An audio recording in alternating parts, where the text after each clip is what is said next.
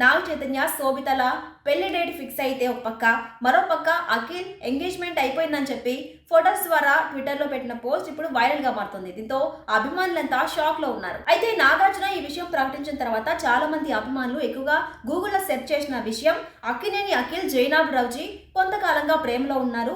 అయితే అక్కినేని అఖిల్ ని పెళ్లి చేసుకుంటున్నటువంటి జైనాబ్ రావుజీ బ్యాక్గ్రౌండ్ ఏంటి అని సెర్చ్ చేశారు. అలాగే ఆమె ఇన్స్టాగ్రామ్ ఖాతా కూడా ప్రైవేట్ లో ఉన్నప్పటికీ కొన్ని విషయాలు తెలుసుకోలేకపోయారు.